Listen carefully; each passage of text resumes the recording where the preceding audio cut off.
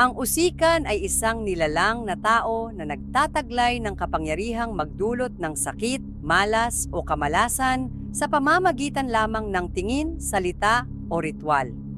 Sa sinaunang paniniwala, ang kanyang kapangyarihan ay hindi basta-bastang sumpa.